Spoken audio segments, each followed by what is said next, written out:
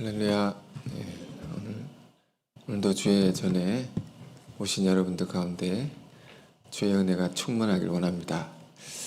오늘 함께 보실 하나님 말씀은 사도행전 2장 36절에서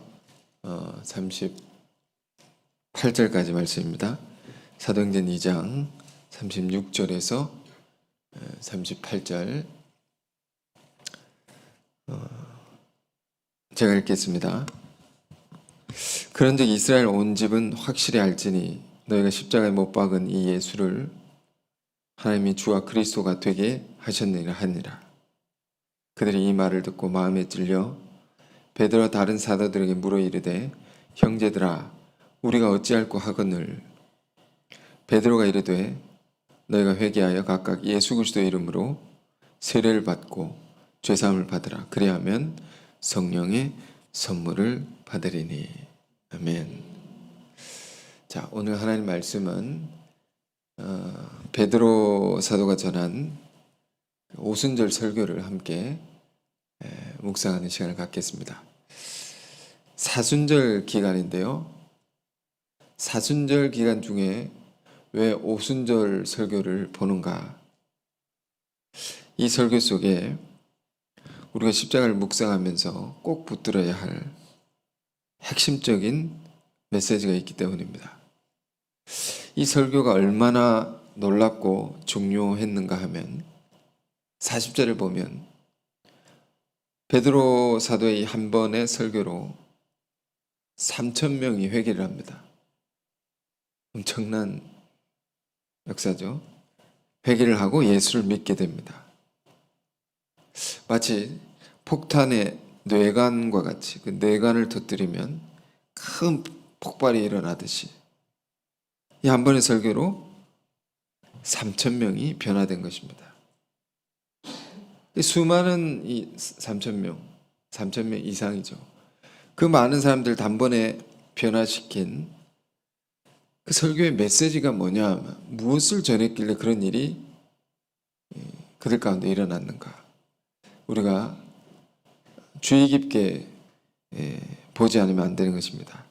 자, 이 설교는 제가 하나하나 보진 않겠지만요.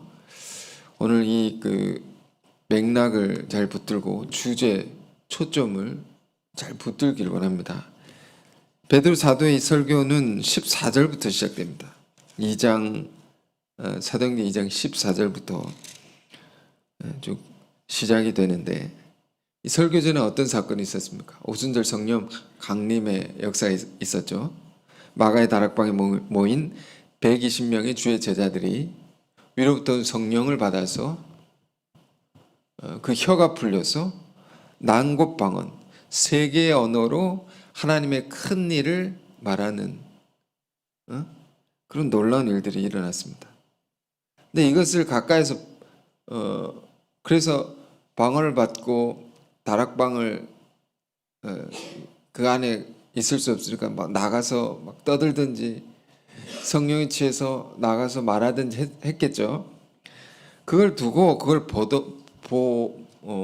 보고 거기 모인 유대인들이 조롱을 했던 것 같습니다. 저 사람들이 세술에 취했구나. 술 먹고 취해가지고 주정을 부리구나. 이런 조롱을 막 합니다. 이 유대인들은 이 오순절이라는 유대인의 큰 절기를 지키기 위해서 예루살렘에 모인 사람들입니다.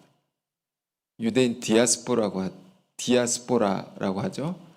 전 세계에 흩어진 유대인들이 절기를 지키기 위해서 예루살렘에 모여 있는 것입니다. 저 사람들이 세술에 취했다. 그들 앞에서 베드로가 설교를 하는 겁니다. 설교 앞부분에는 이 120명의 성령 받은 일에 관해서 베드로가 말합니다. 이 일은 이 사람들 술 먹고 취해서 이상한 말을 쏟아내는 것이 아니고 이것은 요엘 선지자가 예언했던 것이 이들 가운데 성취된 것이다. 유대인들에게 얘기를 하는 겁니다. 유대인들은 율법과 예언을 늘 읽고 묵상하고 했던 하나님의 선민들이죠. 그들 가운데 요엘의 예언을 얘기한 겁니다. 그 예언을 너희가 알지 않느냐? 이 예언이 성취된 것이라고. 여러분, 우리가 예언을 소중히 여기고 주목하는 것은 매우 중요한 일입니다. 성경에 많은 말씀도 있죠. 예언의 말씀도 우리는 주목해야 됩니다. 데살로니가 전서 5장을 보니까 예언을 멸시치 말라, 이런 말씀도 있습니다. 왜 멸시하지 말라고 할까요? 예언은 미래에 일어나는 일을 하나님께서 미리 알려주시는 것이기 때문에 은사를 받은 분들, 기도하는 분들, 예언하는 분들 굉장히 귀한 분들입니다. 멸시하면 안 된다, 이 말은 굉장히 소중히 여겨야 된다라는 말입니다. 근데 또 중요한 것은, 우리가 예언을 소중히 여기되 또 중요한 것은 그 예언이 어떻게 이루어지는가라는 것도 깨달아 아는 것이 중요합니다. 지금 어부 출신 베드로가 성령을 받고 나서 그들 안에 일어난 역사가 어떤 역사인지 깨달아 알아서 설명해 주는 겁니다. 누가요? 어부 출신이. 우리 세상 말로 가방끈 짧은 이 못 배운 사람이 성령을 받았더니 놀라운 세계를 깨달아 가지고 막 설명을 하는 겁니다. 유대인들에게.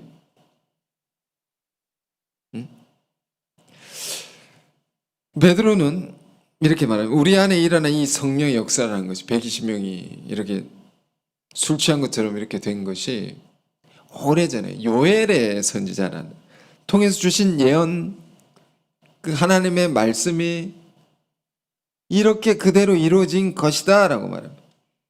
요엘의 예언이 무엇이었습니까? 요엘서 2장에 나옵니다. 찾아보지 않겠습니다. 말세에 하나님께서 내 영을 모든 육체에게 부어주리, 남종과 여종에게까지도 부어줄 것이다. 그런 예언이 있었습니다. 근데 이 예언 속에 어떤 내용이 담겨 있냐면, 언제 이 말세라는 거죠, 이 하나님의 영이 부어지는가, 모든 육체에, 세상에는 큰 환란이 일어나는 때입니다. 우리가 2장을 쭉 읽어보면 피와 불과 연기가 막 일어난단 말이에요. 이러한 때에 성령을 부어주신다고. 그러니까 피와 불과 연기가 상징하는 게 뭘까요? 많은 사람들이 죽는 겁니다. 피는. 불은 타는 겁니다. 타는 거. 연기, 타가지고 연기가 나죠. 많은 사람들이 죽고 불타는 겁니다. 뭐가 연상되십니까? 전쟁이죠, 전쟁. 대환란입니다. 전쟁과 같은 큰 환란이 세상에 일어날 때에, 그러한 환란 속에서도 주의 이름을 부른 자는, 누구든지 주의 이름을 부른 자는 구원을 얻으리라. 이게 요엘의 예언이었다는 겁니다. 유대인들은 이 예언을 다 알고 있었습니다. 너희가 아는 이것, 그것이 여기서 성취된 거라고. 여러분, 이 예언이 정말 소중합니다. 요즘 그렇습니다. 하나님의 말씀, 예언이라는 것이 정말 소중하구나. 예언이 소망이구나 라는 걸 느낍니다. 왜 그렇습니까? 세상에 아무리 어지럽고 처처해, 전쟁도 있고 환란이 있고 혼돈이 있어도 예언은 뭐라고 말합니까? 그런 속에서도 주의 이름을 부르는 자는 구원을 얻는다. 살 길을 주신단 말입니다. 살 수 있다는 겁니다. 주의 이름을 부르는 자는. 자, 이런 이야기를, 요엘의 예언에 관한 설명을 잠깐 베드로가 해놓고, 주의 이름을 부르는 자는 구원을 얻으리라. 중요한 단어는 구원이죠. 환란 속에 구원을 어떻게 얻느냐라는 겁니다. 그 초점을 가지고 베드로가 긴 설교를 하는 겁니다. 자, 본격적인 메시지를, 중요한 메시지를 전하는데요. 22절 보실까요? 22절, 23절. 이스라엘 사람들아, 이 말을 들으라.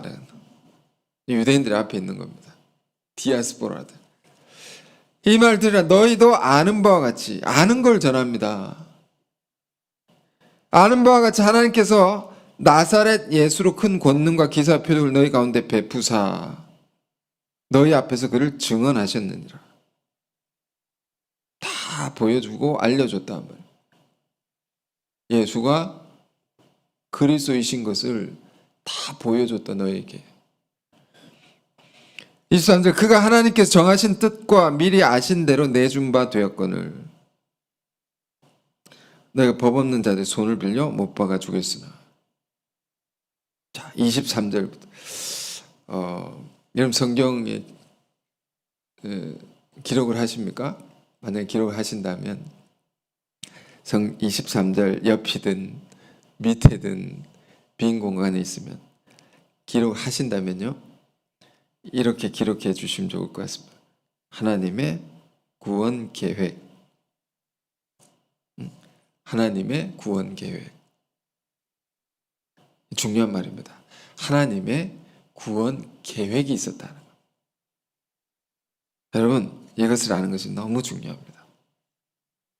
우리가 성경을 공부하면 복음을 알게 됩니다. 예수님이 누구신가를 알게 되면서 그 예수님으로 믿음으로 우리가 구원을 받는 그 은혜를 우리가 경험하게 되죠.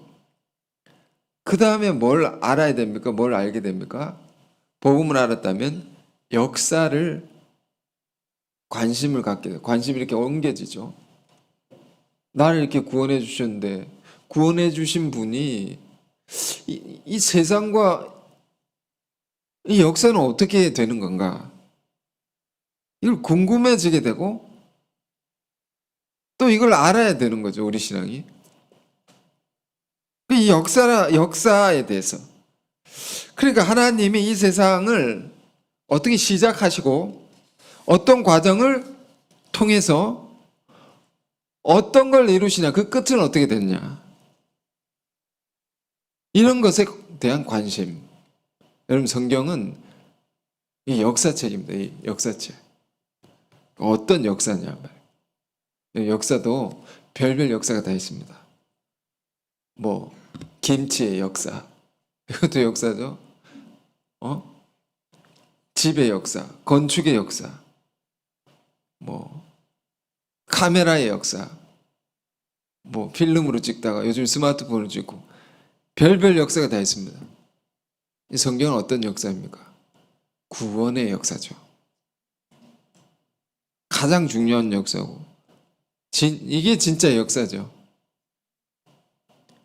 그러니까 하나님께서 죄악된 세상을 내버려 두지 않고 구원할 계획을 가지시고 그 계획을 따라서 역사를 이끌어 오신 것입니다. 그 역사는 지금도 진행되고 있는 것이고 그 역사 가운데 우리가 부름을 받아가지고 쓰임받고 있는 것이고요. 그리고 이 역사는 분명한 끝을 향해 가고 있는 것입니다. 그 끝이 뭡니까? 우리 나뿐만 아니라 온 인류를 구원하시고 온 세계를 구원하시고 온 역사를 구원하시는 이 계획입니다. 그 끝을 우린 아주 쉬운 말로 이해할 수 있는 말로 하나님 나라다라고 말합니다. 이 땅 가운데 주기도문처럼 뜻이 하늘에서 이룬 것 같이 땅에서도 이루어지다. 이 땅에 하나님 나라가 임하는 것. 이 끝을 향해 가고 있는 것이죠. 역사는 그 시작이 있고 끝이 있다 말입니다. 이런 분명한 하나님의 구원의 계획이 있었고 그 계획을 따라서 하나님이 무엇을 하신 것입니까? 독생자 예수 그리스도를 이 땅에 보내신 것이다. 그 아들로 말미암아, 보내신 그 하나님의 아들로 말미암아 우리가 어떻게 됩니까? 요한복음 3장 16절 외우시죠? 하나님이 세상을 이처럼 사랑하사 독생자를 주셨으니 이는 그를 믿는 자마다, 그를 보내신 이를 믿는 자마다 멸망하지 않고 영생을 얻게 하려 하심이라. 보내주셨기 때문에 그분을 믿어서 우리가 멸망하지 않을 수 있다면, 영원한 생명을 얻게 됐다, 구원을 받게 됐다는 거죠. 그러면서 그 다음 구절에 뭐라고 되어 있냐면 요한복음 3장 17절까지 읽을 필요가 있습니다. 하나님이 그 아들을 세상에 보내신 것은, 보내신 이유가 있다면, 목적이 있다면, 그 이유는 세상을 심판하려 하심이 아니요, 그로 말미암아 세상이 구원을 받게 하려 하심이라. 여기 세상은 뭡니까? 온 인류를 가리키는 것이고, 이 다 구원을 받게 하려고 보내신 것이다. 그러므로 이것이 무엇입니까? 하나님의 우리를 향한 사랑인 것이죠. 사랑이다 말이에요. 왜 사랑입니까? 만일 이 역사의 가정이란 없지만 하나님이 구원 계획을 안 세우셨어 보십시오. 그렇다고 해보십시오. 세상을 구원할 계획을 세우지 않고, 세울 필요가 없죠 사실은. 응? 죄를 안 지었으면 세울 필요가 없지 않습니까? 그런데 구원할 계획을 세우시고 세우지 않고 내버려 뒀다고 생각해 보십시오. 인간은 자기가 짓는 죄가 죄인지도 모르고 그 죄로부터 벗어날 길은 없는 것입니다. 죄를 짓다가 자기 죄 때문에 벌을 받아가지고 비참하게 죽는 겁니다. 죄를 지면 꼭 벌이 있는 거죠. 근데 죽으면 그렇게 끝인가? 끝이 아니다. 영원한 세계에서 영벌을 받는 것이다. 영원한 고통 속에 내던져지는 것이다. 내버려 두면 그렇다는 겁니다. 근데 하나님께서 그걸 내버려 두지 아니하시고, 여러분 이게 사랑인 겁니다. 이것부터가 사랑이다. 요한복음 14장 18절에도 이런 말씀이 있었으면, 고별설교에 예수님이 내가 너희를 고아와 같이 버려두지 아니하고, 제자들을 버려두지 않는다. 내가 죽더라도 너희를 내버려 두는 게 아니다. 성령이 오셔서 너희 삶의 모든 것을 돌봐 주시고 길러 주시고 너희를 자라게 하시고 너희가 갈 길을, 너희가 해야 할 길을 다 인도해 주실 것이다. 내가 너에게 한 것처럼 내버려 두지 않는다. 이게 사랑인 겁니다. 너무도 큰 사랑입니다. 여러분 주변에 복음이 필요한 사람 내버려 두지 마십시오. 다가가서 말을 걸고 그에게 필요한 복음을 우린 전해야 됩니다. 어느 나라 지진이 일어났는데요, 수많은 사람이 건물 잔해, 무너진 건물의 잔해에 갇혀 있다가 많은 사람이 죽었습니다. 죽게 되었습니다. 골든 타임이라는 것이 있죠. 며칠 안에 빨리 가서 구하지 않으면 그냥 죽는 겁니다. 내버려 두면 그렇게 죽는 겁니다. 그런데 어떻게 합니까? 한 사람이라도 더 구하려고 긴급하게 구조대를 구성해서 파견하지 않습니까? 파견받은 사람들은 목숨을 걸고 그들을 구하는 겁니다. 얼마나 큰 사랑입니까? 구조된 사람은 너무도 구해줘서 고맙다고, 구한 사람은 우리가 좀 더 일찍 갔으면 더 많은 사람 구했을 텐데 막 우는 영상을 본 적이 있습니다. 아, 내버려 두지 않고 구하려고 보낸 거구나. 이게 하나님의 큰 계획 속에 있었던 것이구나. 계획을 따라 보내신 거구나. 여러분, 이런 것을 우리가 알지 못하고 예수를 믿게 되면 뭐가 같습니까? 무슨 종교의 교주를 믿는 것과 다를 게 없습니다. 다를 바가 없습니다. 종교의 장시자를 믿는 것과 다를 바가 없는 것이면, 이런 걸 모르고 예수를 믿으면 그것과 예수 믿는 것은 근본적으로 다른 겁니다. 완전히 다른 겁니다.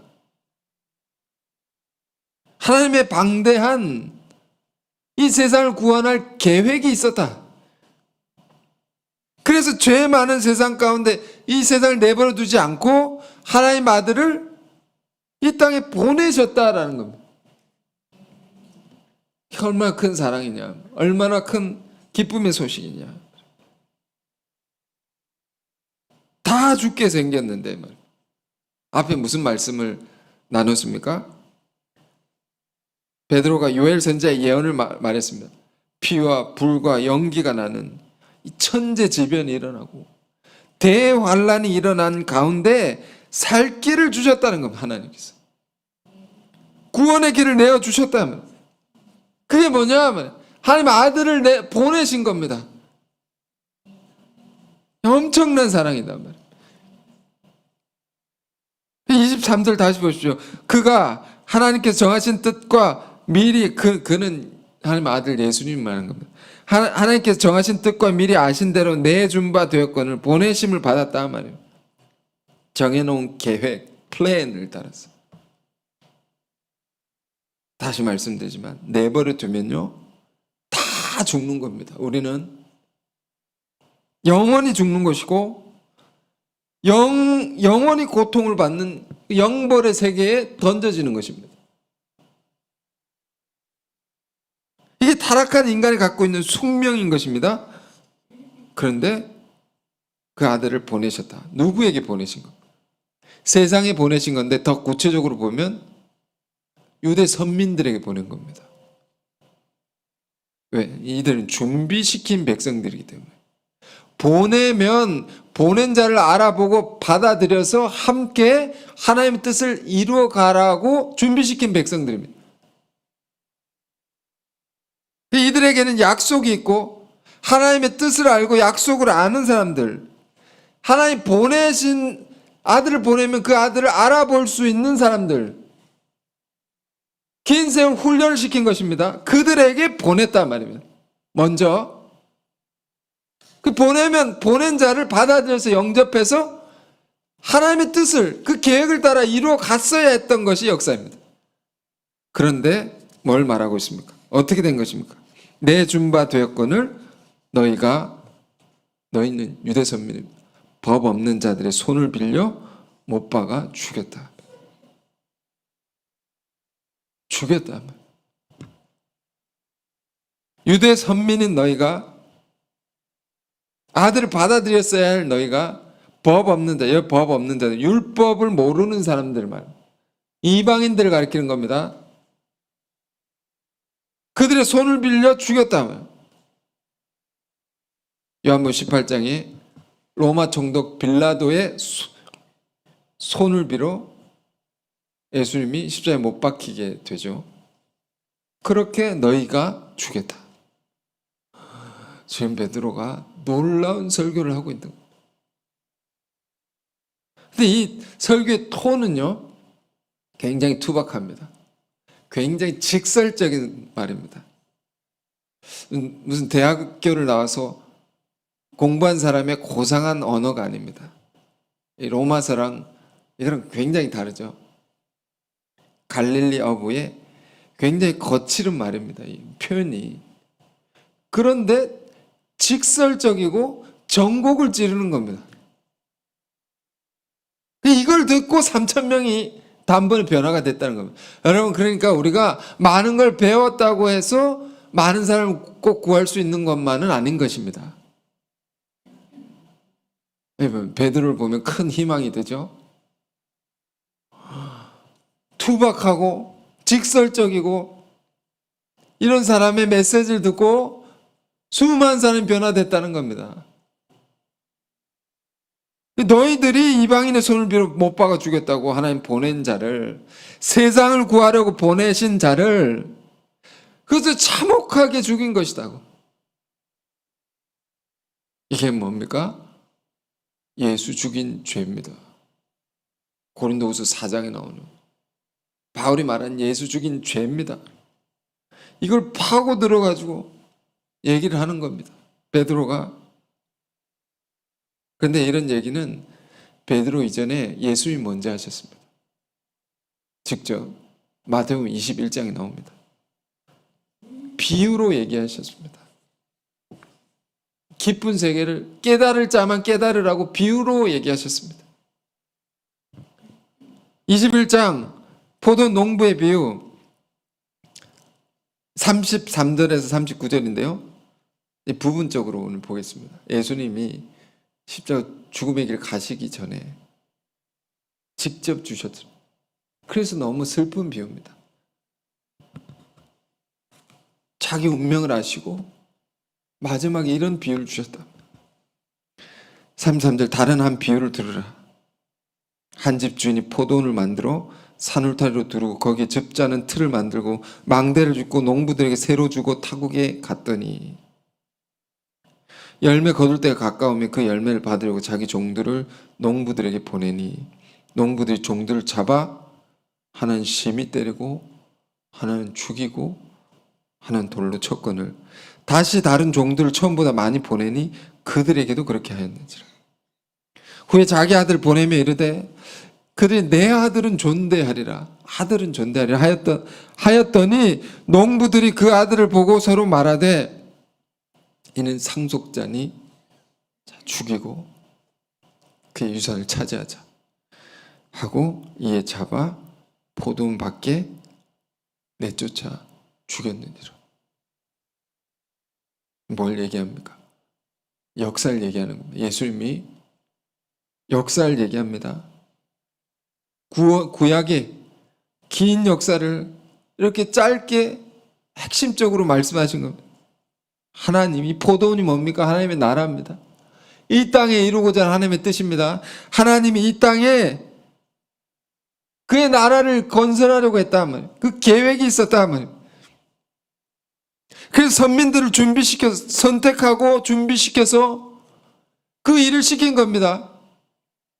그런데 이들이 하라는 일을 하지 않고 보내는 자마다, 선지자마다 때리고 죽이고 돌로 쳤다. 이게 구약의 역사입니다. 구약의 역사다. 구약을 꿰뚫는 역사입니다. 그 구원의 계획이 있었는데 계획을 따라 보낸 자들 다 죽이고 때리고, 그러니까 종들이니까 그렇겠지. 아들을 보내면 잘하겠지, 존대하리라 해서 보냈는데 어떻게 합니까? 이 농부들이 이자는 상속자다. 자, 보십시오. 중요한 말입니다. 이 사람 상속자다. 유대인들이 예수님이 하나님의 아들임을 몰랐던 게 아닙니다. 이게 무시무시한 죄가 나옵니다. 드러납니다. 몰랐던 게 아닙니다.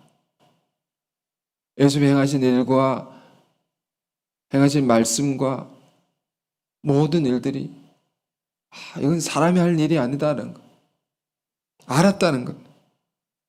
그런데 알았는데 어떤 짓을 했느냐? 죽이고 그의 유산을 차지하자. 잡아서 유대 공동체 밖에, 포도원 밖에, 그 공동체, 생명과 같은 그 공동체 밖에 쫓아내서 죽여버렸다. 이거 누가 지금 이 얘기를 하고 계십니까? 예수님 직접 하신 얘기입니다. 당신이 당할 운명의 모든 것을 아시고 마지막에 이 비유를 주셨답니다. 그리고 다음 구절이 뭐냐면 40절에 그러면 포도원 주인이 올 때 그 농부들을 어떻게 하겠느냐? 하나님은 어떻게 하겠느냐? 주인이 와서 내 아들을 죽인 포도원, 비참하게 죽인 이 농부들을 어떻게 하겠느냐? 이 말할 수 없이 극악한 죄를 얘기하는 겁니다. 유대 선민들 안에 있었던, 하나님 백성 안에 있었던 극악한 죄입니다. 하나님 어떻게 하시겠냐고. 이 로마서 1장에 나오는 하나님의 진노라는 것이 이런 세계입니다. 어떻게 하시겠냐. 여러분, 하나님의 아들을 죽였단 말이에요. 아들을 죽인 것은 하나님을 죽인 것과 다름없습니다. 자식을 죽인 건 부모, 가만히 있을 부모가 어디 있겠습니까? 그런 죄를 누가 지었느냐? 여러분들이 지은 것입니다. 그래, 이 죄를 누가, 이걸 어떻게 할 수 없단 말이에요. 응? 죄 중에 성령을 거스르는, 성령을 회방한 죄는 용서받을 수 없다고 했습니다. 어떻게 할 수가 없다. 누가 대신 막아줄 수도 없고 가려줄 수도 없고 용서받을 수 없는 죄입니다. 엄청난 하나님의 구원의 계획 속에 그의 아들을 보내셔서 다 살려내려고 보냈는데, 구원하려고 보냈는데 보낸 자를 죽여버렸다. 이렇게 비참하게. 이 죄다 말이에요. 이 죄. 여러분, 우리 신앙을 할 때 이런 역사의 큰 틀을 알지 못하면 십자가라는 게 전혀 다가오지 않습니다. 십자가 이전에 먼저 성탄부터가, 크리스마스가 왜 인류에게 기쁜 소식인지, 왜 그게 사랑인지 전혀 다가오지 않습니다. 또 예수님을 죽인 죄가 얼마나 큰 죄인지 다가오지 않습니다. 그게 나와 무슨 상관이냐. 우리 하나님 믿는 사람들이죠. 하나님을 의지하는 사람들이고 그 사랑을 알기를 원하는 자들이죠. 믿음은 하나님과의 올바른 관계라고 했습니다. 그 하나님께 무슨 일이 일어난 것이냐 말입니다. 이걸 우리가 관심하고 알아야 되지 않겠습니까? 아, 이런 일이 있었구나. 이런 고통스러운, 말할 수 없는 참혹한 이 죄악이 그 백성들에게 있었고, 하나님 안에 그 고통이 있었던 것이고, 눈물이 있었던 것이고. 지난주에 우리 남미에 있는 귀한 사역자분들이 있습니다. 그분들에게 강의 부탁을 받아서 강의를 하나 전했는데, 저는 십자가에 관한 주제로 강의를 전하게 됐습니다. 긴 말씀을 강의를 하지 않았습니다.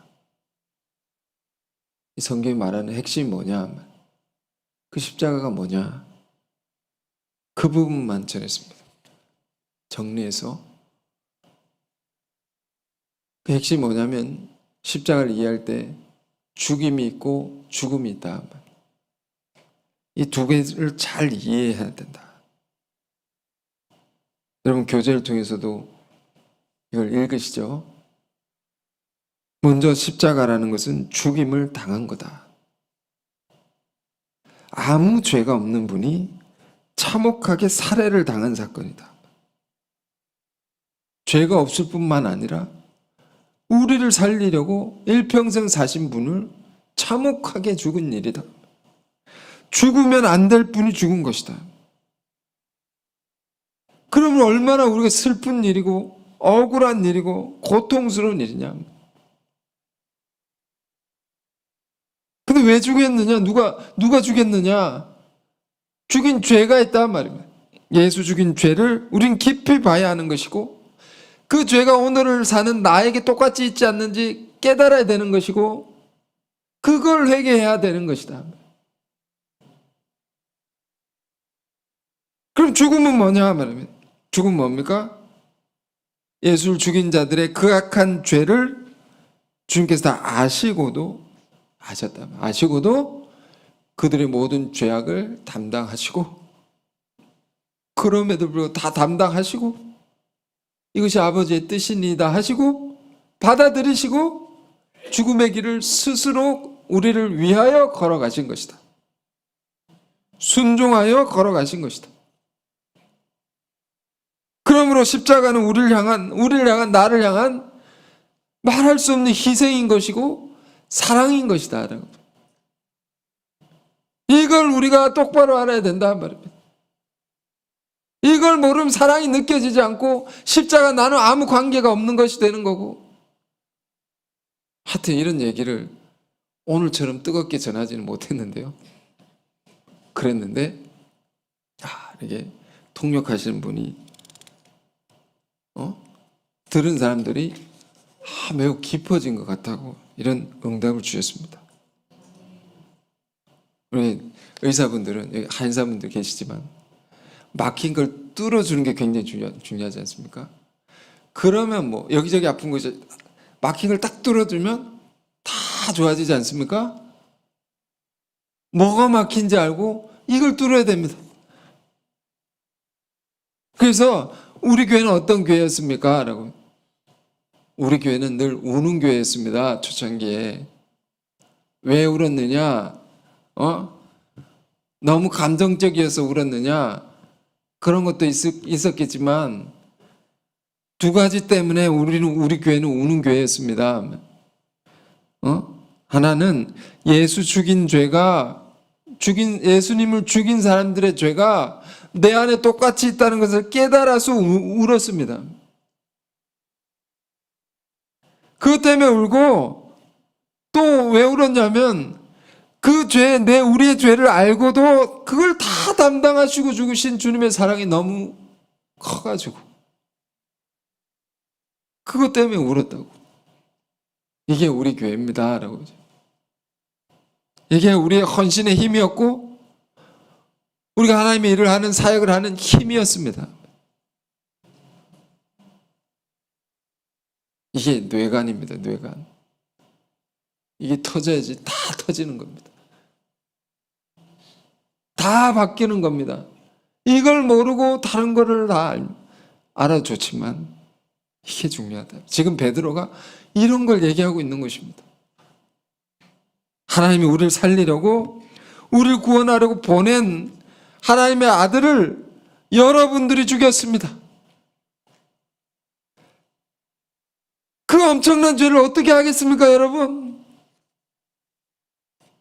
그러나 여러분이 죽였으나 다음에 또 놀라운 얘기를 합니다.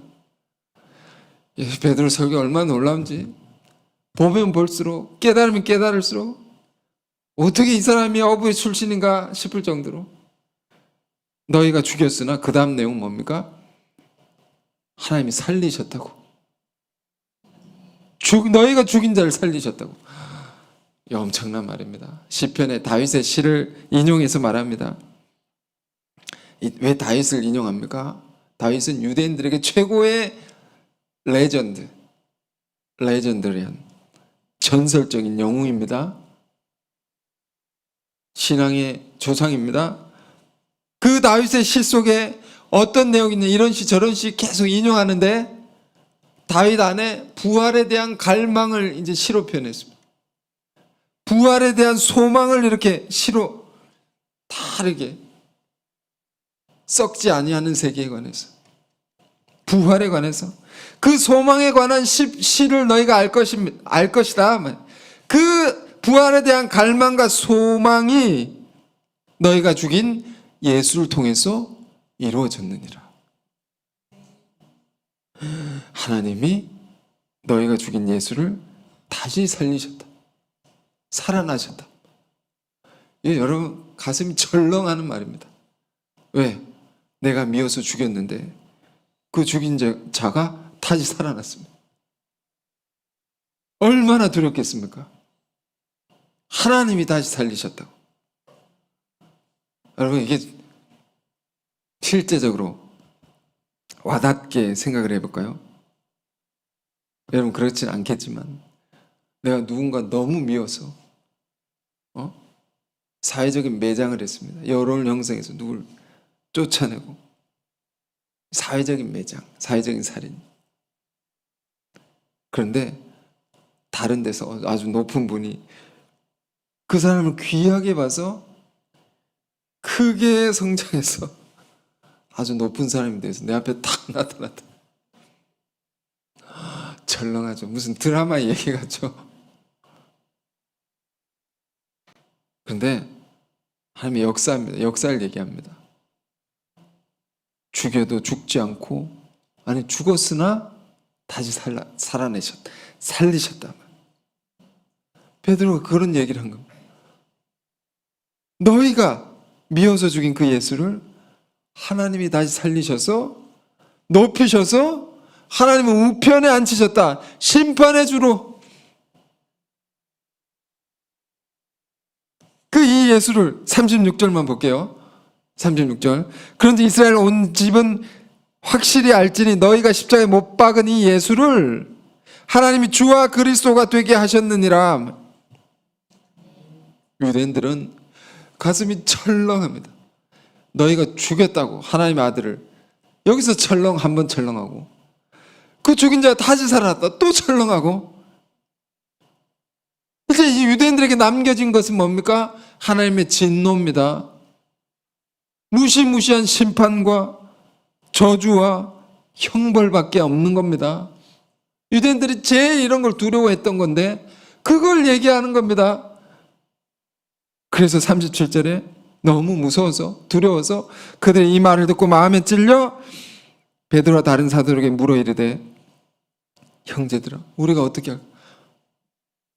하면 되냐. 너무 무서워가지고. 왜? 그들의 극악무도한 죄를 알게 된 겁니다. 알게 됐다면 세상을 구원하기 위해 하나님 보내신 자를, 아들을 죽인 자를, 죽인 죄를 알게 됐고, 죽인 분을 하나님 다시 살렸고, 심판의 주로 계신, 이제 어떻게 해야 되냐. 이게 베드로의 설교의 핵심입니다. 자기 죄로 하나님의 진노를 사서 심판과 저주, 형벌을 받을 수밖에 없는 자들에게, 이런 자들에게 구원의 길을 내어주는 거. 이게 베드로의 설교입니다. 여러분이 살 길은 무엇입니까? 우리가 살 길은 무엇입니까? 예수 죽인 죄가 우리 안에 똑같이 있는데 우리가 살 길은 뭐냐 말입니다. 그걸 얘기하면 38절에 베드로가 이르되 너희가 회개하여 각각 예수 그리스도의 이름으로 세례를 받고 죄 사함을 받으라. 그리하면 성령의 선물을 받으리니. 회개해야 된다. 이게 중요한 말이에요. 그럼 뭘 회개해야 됩니까? 이제 아시겠죠, 여러분? 뭘 회개해야 됩니까? 이 세례자 요한이 회개하라 천국이 가까웠느니라. 그 회개와 다른 겁니다. 단순히 말씀대로 내가 살지 못하고 누구를 미워하고 내가 나쁜 마음을 품고 살았던 거, 이런 개인적 차원의 죄가 아니라, 이건 진정으로 우리가 회개해야 될 것은 하나님의 아들을, 예수를 죽인 죄다 말입니다. 우리가 죽였다 말입니다. 하나님이 보내신 일을, 하나님이 세우신 일을 미워하고 하나님의 사랑을 알지 못하고 미움과 무지와 하나님의 보내신 자를 믿지 않고 따르지 않은 죄, 보내신 자를 믿지 않고 따르지 않는 죄. 그러니까 이 모든 것이 하나님께 직접적인 겁니다. 하나님께 직접 짓는 죄입니다. 우리가 그 방대한 구원의 계획 속에 우리를 지극히 사랑하셔서 우리에게 베푸시는 그 엄청난 것을 다 거부하고 짓밟고 배척하고 미워하고 죽이기까지 하는 모든 죄에 대해서 이걸 회개하라. 그리고 주 예수 그리스도의 이름으로 세례를 받으라. 세례는 죽고 다시 사는 겁니다. 완전히 죽고 이전에 내가 다시 사는 겁니다. 그 마음이 이전 것이 사라지고 완전히 새로워지는 마음으로, 그 뭘로? 주 예수 그리스도의 이름으로 세례를 받고 죄사함을 받으라. 우리 죄를 대속하신 그런 극악한 죄까지도 대신 지고 죽으신 은혜를 받으라. 그래야면 성령을 선물로 받으리. 그러니까 성령은 선물로 받는 겁니다. 이렇게 베드로가 하나님의 심판과 진노, 그 아래 두려워 떠는 자들에게 구원의 세계를 열어주는 겁니다. 그러니까 이 모든 것이요, 어떻게 얻을 수 있습니까? 진정한 회개를 통해서 얻는 선물입니다. 세례도 선물입니다. 회개를 통해서 얻는 선물입니다. 완전히 우리가 새로워지고, 죄사함을 받는 것도 선물이고, 성령을 받는 것도 선물입니다. 한마디로 구원의 길은 진정한 회개를 통해서 열리는 것이다. 그래서 베드로의 이 구원에 가르쳐준 이 길대로 그 현장에 있던 3,000명이 넘는 사람들이 회개를 합니다. 이 41절, 그 말을 받은 41절입니다. 그 말을 받은 사람들은 세례를 받으며 다 회개했단 말입니다. 세례를 받아서 이날의 신도의 수가 이날만 3,000이나 더하더라. 이날만. 그래서 이 변화된 사람들이 뭘 하게 됩니까?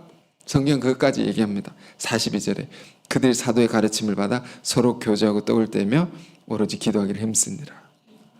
이렇게 해서 성령의 공동체가 생겨나게 됩니다. 처음 교회가 이렇게 생겨납니다. 자, 오늘 좀 긴 설교를 했는데요. 자, 오늘 이 말씀 통해서 우리 신앙이 무엇에 초점을 두어야 하는가? 우리가 전해야 할 복음의 메시지의 핵심이 뭔가? 우리가 깨닫고 전해야 될 복음의 핵심이 뭔가? 이런 것을 말씀 통해서 깊이 생각하길 원하고요. 우리 안에도 진정한 이 회개가 일어나길 원합니다. 그래서 전혀 새롭게 우리가 거듭나고 성령을 선물로 받는 큰 은혜의 역사가 일어나기를 주님의 이름 축원드립니다. 기도하겠습니다. 은혜로우신 주님, 너무도 소중하고 깊은 설교, 베드로의 설교를 통하여 우리가 진정으로 회개할 것이 뭔지, 그 죄가 무엇인지, 그럼 우리가 구원을 받을 수 있는 길은 무엇인지 다시 깊이 알게 됐습니다. 오 주님, 우리 안에 진정으로 하나님의 아들 예수 그리스도를 죽인 죄에 대한 깊은 깨달음이 일어나기를 원하옵고, 진정한 회개가 우리 안에 일어나게 하옵소서. 그리고 그 모든 죄를 대신 지고 죽으신 주님의 놀라운 은혜를 더욱 알게 하옵소서. 그래야 구원의 복음, 이 생명의 진리를 담대히 전할 수 있는 자들로 새롭게 세워주시고, 온갖 환난과 혼돈 속에 있다 할지라도, 세상이 그렇다 할지라도 우리는 이 구원의 복음을 전파하여 수많은 영혼 구원하는 우리들의 삶이 되게 하옵소서. 예수 그리스도 이름으로 기도했습니다. 아멘.